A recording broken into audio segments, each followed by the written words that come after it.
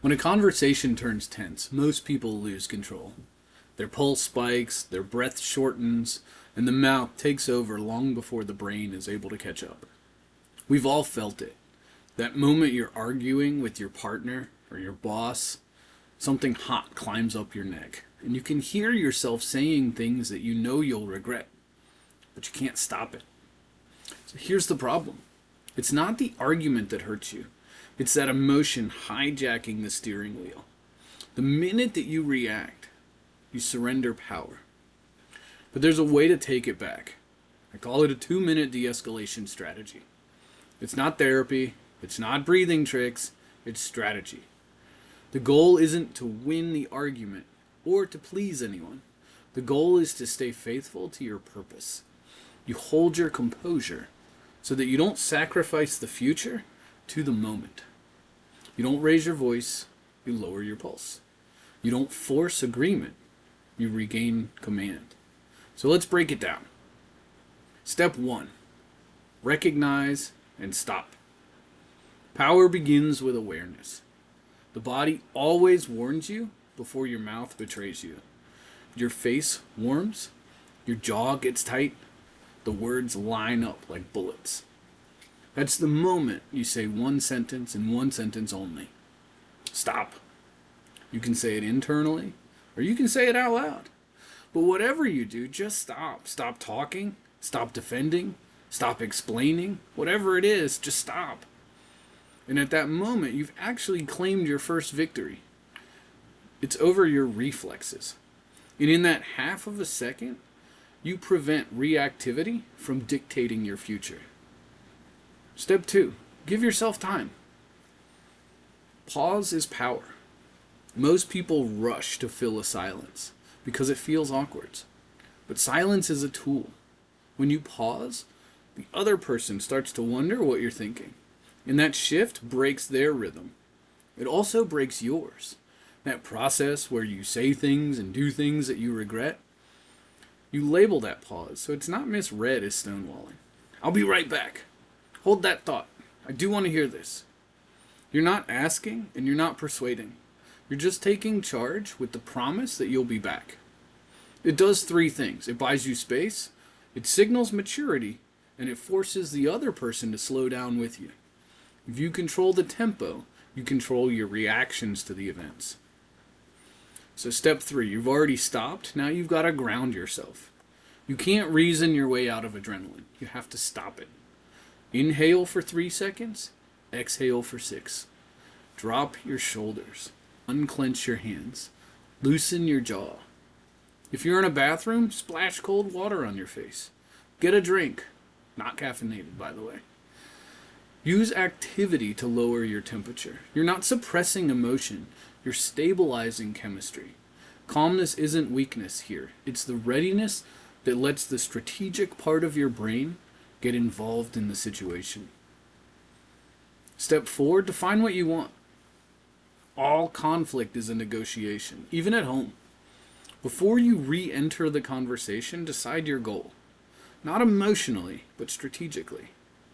In marriage, you hopefully want ongoing relationship with that person, not just to win the argument. With your boss, you might need clarity to understand what's really being asked. If you can't name your objective, you're just fighting for ego, not outcome. So ask yourself, what do I want to achieve right now? What do I want this to achieve 4 months from now? It flips your brain back into executive mode, and you've gone from just surviving to being strategic. Step 5, respond with precision. At this stage, emotion's under control. Now you use curiosity. Don't argue, ask. Questions move the conversation from reaction to reflection. What makes you say that? What are you hoping this will do for us or for the organization? How does that help? What problems do you foresee? Curiosity does something almost mystical. It disarms. It signals, I'm not a threat, but I'm not submitting. You're not trying to win. You're actually collaborating. You and that person are now together, and the problem is over here. Commit to asking at least 5 questions and summarizing everything they say before you give any input. Calm precision is actually leadership in its purest form. So I work with plenty of people on the edge of burnout. Bosses constantly dump last-minute demands. They're always urgent. They're always framed as do or die. One client turned it around. His boss stormed in and barked, I need this. I need this tonight. We can't miss another deadline. Felt that old panic rising. Right? You can see t-ball games and date nights with your wife just vanishing before your eyes. But this time, he caught himself. He paused. He slowly exhaled. He grounded his body in the chair. Then instead of defending himself or collapsing under the pressure, he said, okay, I can do that. What do you want me to drop from my current priorities to make that happen? That one question shifted the entire discussion. It forced his boss to slow down and to think and to prioritize.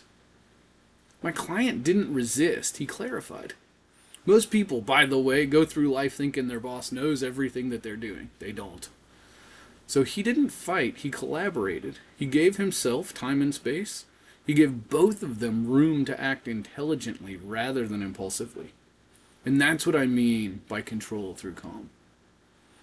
Another client, different battlefield. He and his wife had been circling through the same argument for years. And eventually she would say, you never listen, you just walk away every time.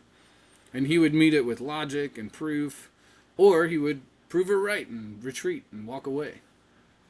Every time they both left feeling frustrated and unheard. But one time, after we'd practiced and talked and practiced and talked, he tried something new. He paused. He grounded. He remembered what we had gone through. He identified his objective. His goal wasn't to win, it was to connect.